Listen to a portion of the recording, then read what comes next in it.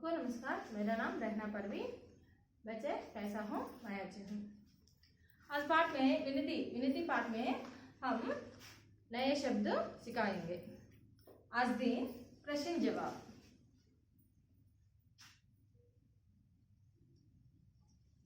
प्रश्न जवाब। प्रश्न जवाब में फर्स्ट प्रश्न, विनती किससे की गई है?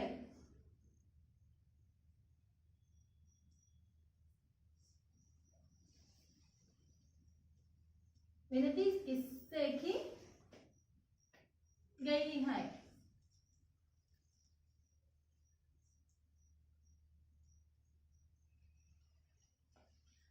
వినతి ఈ ప్రార్థన అనేది ఎవరికి చేస్తున్నారు? భగవాన్. ఎవరికి చేస్తున్నారు? భగవంతుడికి చేస్తున్నారు. विनती भगवान से की गई है। भगवान से की गई है। వినతి ఎవరికి చేస్తున్నారంట? భగవంతునికి చేస్తున్నారు. ప్రార్థన ఎవరికి చేస్తున్నారు? భగవంతుడికి చేస్తున్నారు. सेकंड क्वेश्चन, सब बालक कैसे हैं? सब बालक कैसे हैं? పిల్లలందరూ ఎలాంటి వారు? सब बालक अनजान हैं।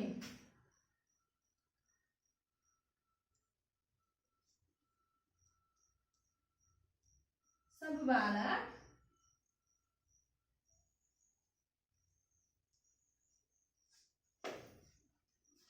अनजान है। పిల్లలందరూ ఎలాంటి పిల్లలంట? అమాయకులైన పిల్లలు. नेक्स्ट थर्ड वन, सारा जगत किसने बनाया है?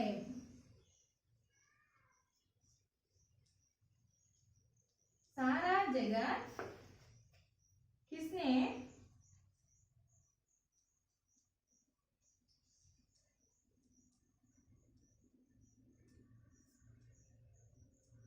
किसने बनाया है? सारा जगत, ఈ జగత్ మొత్తం ఎలాంటిది అంటే सारा जगत किसने बनाया? ఈ జగత్ మొత్తం ఎలాంటిదంటే దేవుడు పరిపాలించేదన్నమాట.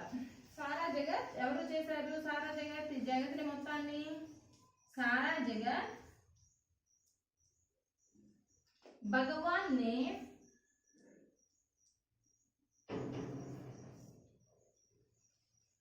बनाया है. ఎవరు చేశారు?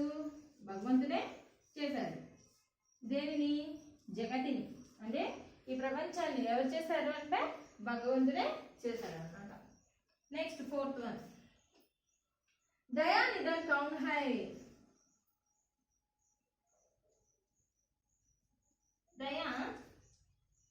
दयानिधन कौन है? ఈ దయానిధాన్ అని ఎవరు అంటున్నారు? పిల్లలే భగవంతుడికి దయానిధాన్ అంటే దయగలిగిన దేవుడు అని పెట్టుకున్నారనమాట. కాబట్టి ఎవరిని దయానిధాన్ అంటారు? భగవాన్ నే దయానిధాన్ करते हैं. दयानिधान है. भगवान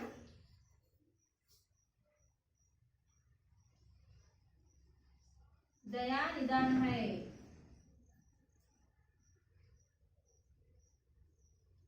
భగవంత్ దయానిధన్ అంటే ఎవరు? భగవంతుడే దయానిధన్. అంటే ఇక్కడ చూడండి,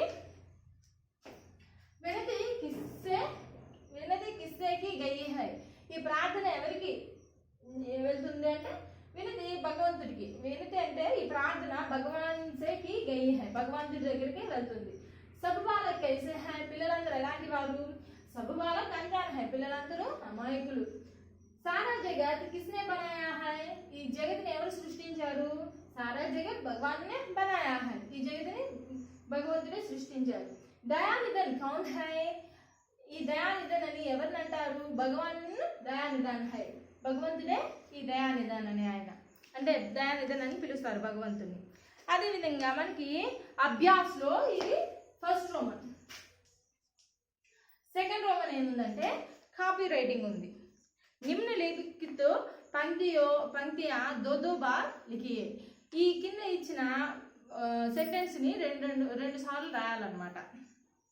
सारा जगत बनाया, फूलों को महकाया, तारों को చమకాయా.